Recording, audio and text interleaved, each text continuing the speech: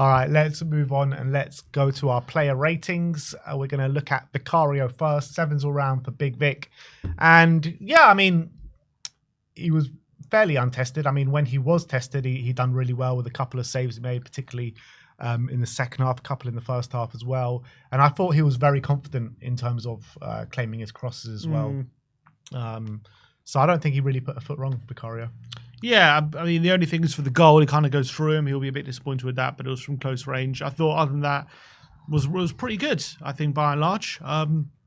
Made a good save from Sugawara, I can remember. Other than that, I don't remember too many other saves. I thought that initially the one in the first half was that he tipped it onto the post, but it actually wasn't him. It was actually a block from Porro, so don't know if he gets credit for that. Apart from with his build-up, play out the back, wasn't so bad this time. So, yeah, 7, decent performance. Jed Spence up next, 7s from Spence. Obviously grabbed himself an assist as well, which was a nice little cutback to Brennan Johnson off the back of a really nice run on the outside from him as well. Yeah, I thought he was decent. He was working his way through those tight spaces like he usually does.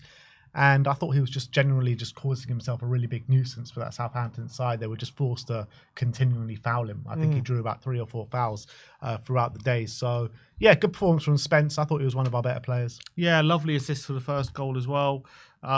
Just laid it on a plate for Brennan. That's something that clearly I think he's really worked on when it comes to getting to that byline and putting it across the face with his weaker foot. Because when he first started playing on the left, which when he first broke into the team, I definitely sensed a massive reluctance to use his left foot, and it led to us kind of moves breaking down, and it led to him getting to the byline, then having to cut back, and the move would break down. But it's happened a few times now. The RZ game, he put a really good ball in his left foot. I think there was, what game was it? I can't remember off the top of my head. There was one game where he put a really lovely cross with the outside of his right foot, nearly, I think it was at Arsenal, on a plate for Solanke, and he nearly scored. And on this occasion, another really good ball with his left foot across the face on a plate for Brennan to put home. So really good play.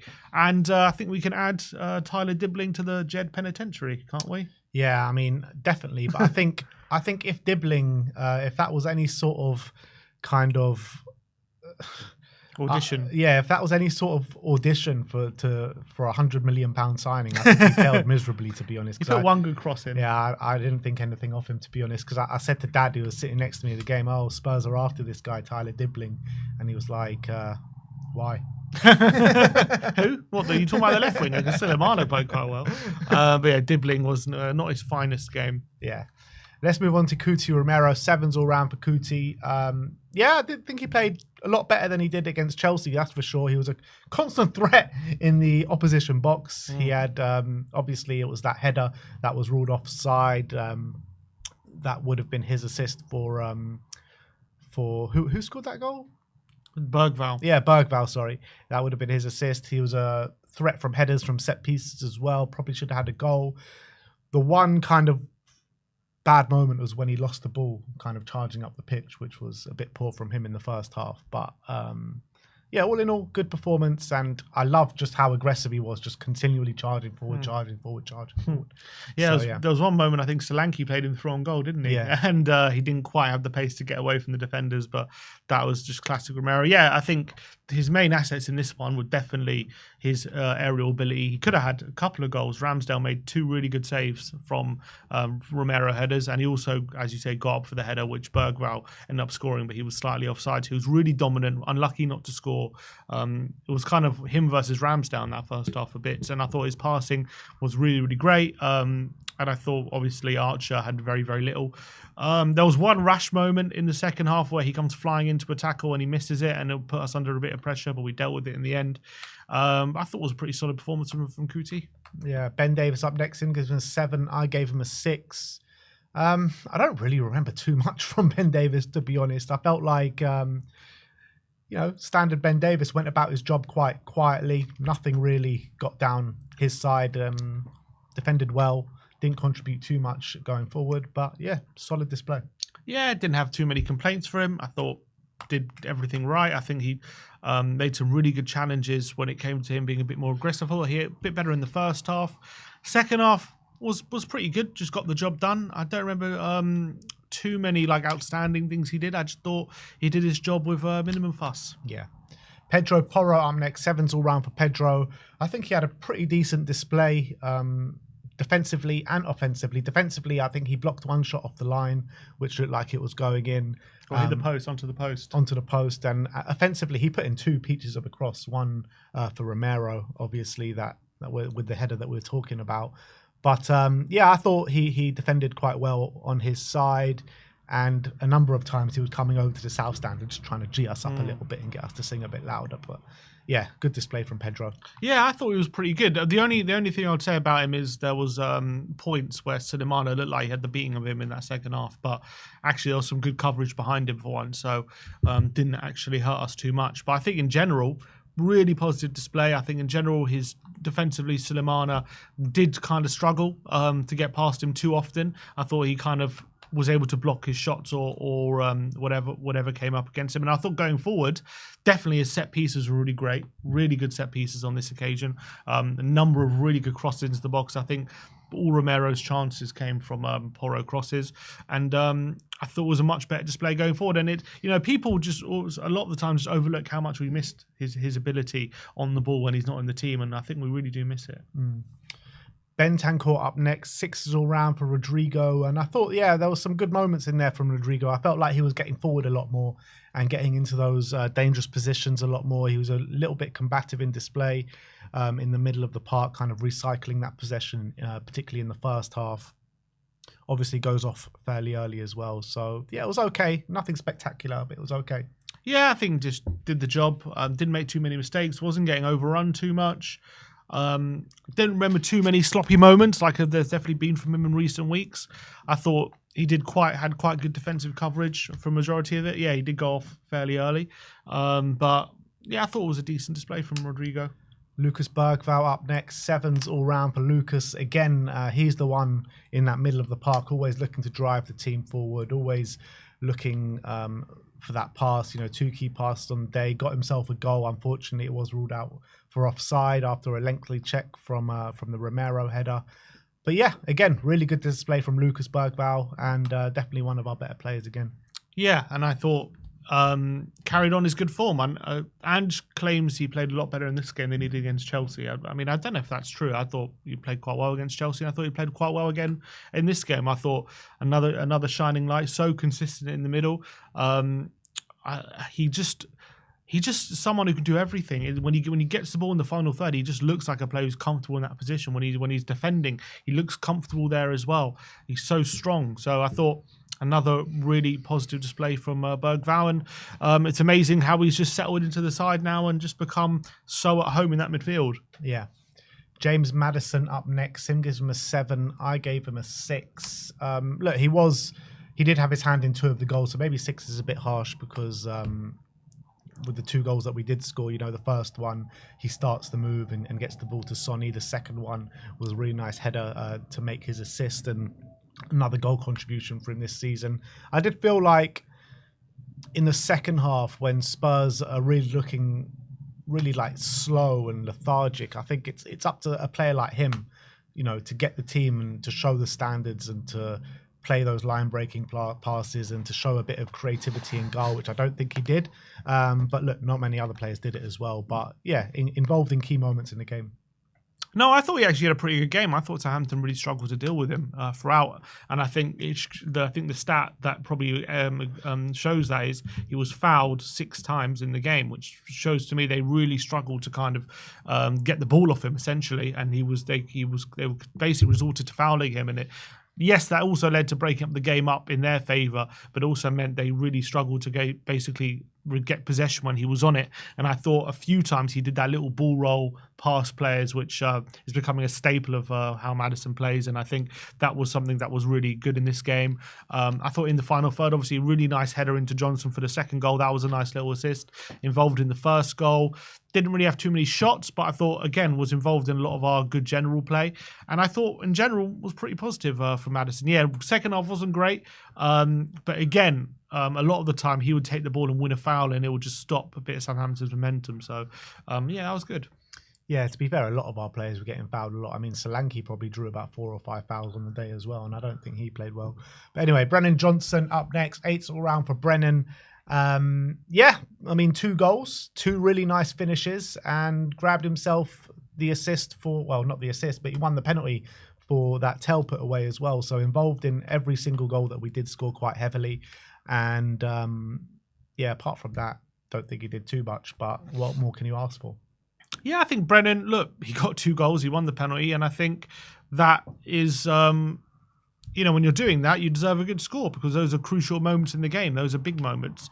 And I actually thought his general play wasn't awful in general. I think it's been a lot worse. I think he was more involved in general play on this one. Although, again, it's so frustrating. A lot of the time, Brennan gets to the byline and how many times his cross is just hits the first man and either goes out for a corner or we lose possession. It happens way too often. He has to work out how to kind of create a bit of separation between him and his fullback to get that ball in because too often he fails to do it. But obviously, both goals were really brilliant finishes. The first one, first time finish on his left foot, powers it into the top corner, brilliant. And then the second one, nice little flick with the outside of the boot past Ramsdale. Both really, really great finishes, which are not easy. And for like a seasoned striker, he finished both those chances. And the penalty was a bit clever play from him, just to knock it to the side of the defender while he was sliding in and earn that. Because when I first saw it, I thought, the defender must have won the ball. But then, when they showed the replay, you can just see he just very cleverly just knocks it to the side and earns that penalty. So he'll be disappointed he didn't kind of get the hat trick and get that penalty, but yeah, look, great performance from him, and now our top goal scorer. Yeah, Sonny, Sim gives him a 5. I gave him a 6. Wasn't too great from him. I felt like he was struggling to beat his man whenever he was trying to go on a dribble, and I did feel like he was growing in influence a little bit towards the latter stages of the first half.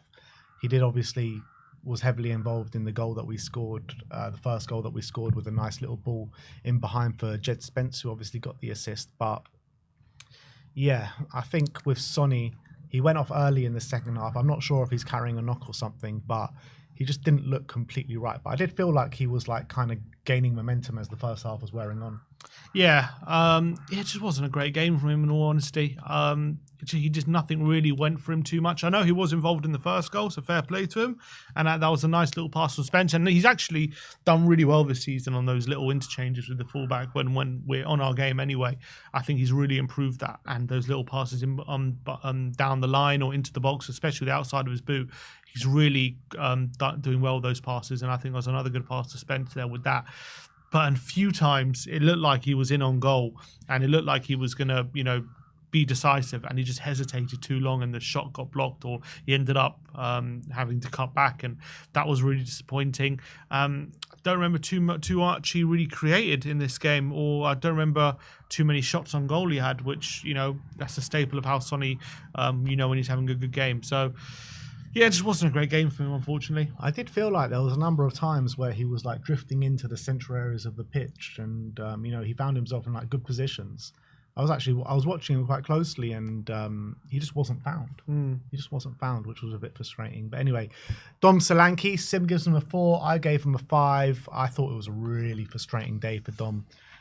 Look, works hard as ever, always trying to put himself in those physical duels and physical battles, but the amount of times we got the ball into him and it just he would either lose it in the physical duel or he would win it and the ball would just bounce off him. That was pretty much what Dom Solanke was pretty much doing for the 90 minutes. And I was just standing there watching him, and it was just like every time the ball came into him, the move broke down, and it was just so frustrating.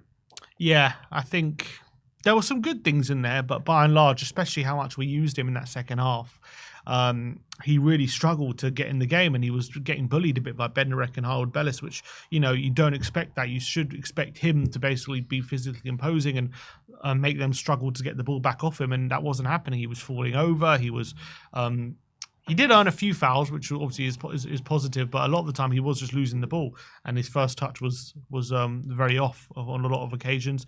Unlucky not to score with a nice shot from the edge of the box with his left foot, which Ramsdale had to be at his very best to save it, which was a fair shot. But other than that, didn't really trouble the back line.